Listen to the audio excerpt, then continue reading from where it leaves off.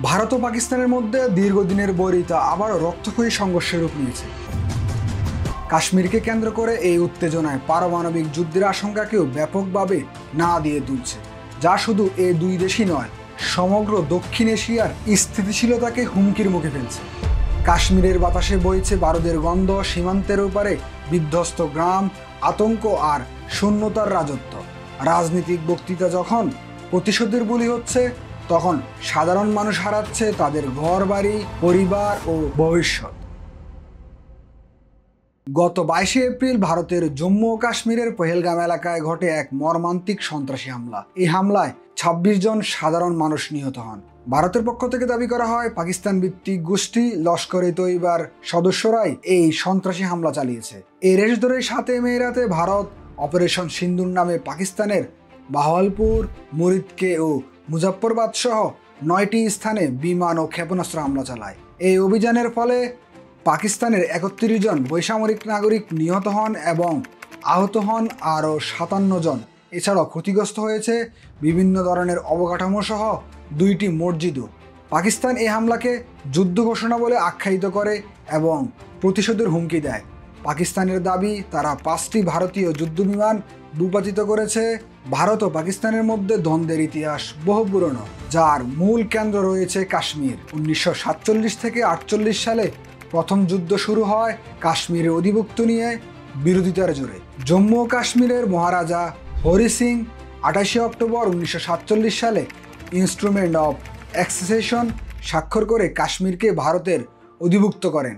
এরপরে ভারতীয় সেনাবাহিনী কাশ্মীরে প্রবেশ করে এবং যুদ্ধ শুরু হয়। এই যুদ্ধে প্রায় 6000 থেকে 15000 মানুষ নিহত হয় বলে ধারণা করা হয় এবং 1949 সালে জাতিসংঘের মধ্যস্থতায় যুদ্ধবিরতি এবং কাশ্মীর ভাগ হয়ে নিয়ন্ত্রিত রেখা লাইন অফ কন্ট্রোল তৈরি হয়। এরপর 1965 সালে দুই দেশ ফের মুখোমুখি হয়, যা কিনা তাশখন্দ চুক্তির মাধ্যমে সমঝোতায় আসে। এরপরে 1999 সালে কার্গিল যুদ্ধ হয়, যেখানে নিয়ন্ত্রণ রেখা অতিক্রম করে পাকিস্তানের সৈন্য ও চরমপন্থীরা ভারতীয় সীমান্ত দখল করে নেয়। ভারত অপারেশন বিজয় চালিয়ে দখলকৃত এলাকা পুনর্দখল করে। প্রতিটি সংঘর্ষই শেষ পর্যন্ত সামরিক হতাহতের পাশাপাশি কূটনীতিক হস্তক্ষেপের মাধ্যমে থেমে গেছে এবং কাশ্মীরকে ঘিরে উত্তেজনাও কখনো পুরোপুরি শান্ত হয়নি। অবাক করা বিষয় হলো, 2025 সালের পেহেলগাম ইস্যুর আগেই বিবিসি এক আগাম রিপোর্ট করে 2019 সালে। 19শে অক্টোবর 2019-এ প্রকাশিত বিবিসি এর এক প্রতিবেদনে যুক্তরাষ্ট্রভিত্তিক একটি গবেষণায় বলা হয়েছে, কাশ্মীর বিরোধের জের ধরে 2025 সালে ভারত ও পাকিস্তানের পারমাণবিক যুদ্ধে তাৎক্ষণিকভাবে প্রায় 12.5 কোটি মানুষের প্রাণহানি ঘটবে।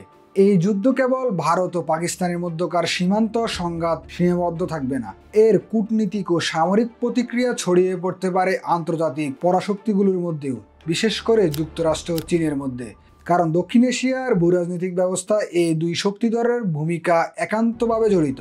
ভারত বর্তমানে যুক্তরাষ্ট্রের গুরুত্বপূর্ণ কৌশলগত অংশীদার। কোয়াড গঠন সহ সামরিক প্রযুক্তি সহযোগিতার ক্ষেত্রে দুই দেশের সম্পর্ক অনেক গভীর হয়েছে। যুদ্ধ পরিস্থিতিতে যুক্তরাষ্ট্র সরাসরি না জড়ালেও ভারতের পক্ষে রাজনৈতিক ও কূটনীতিক সমর্থন দেওয়া সম্ভাবনা খুবই বেশি।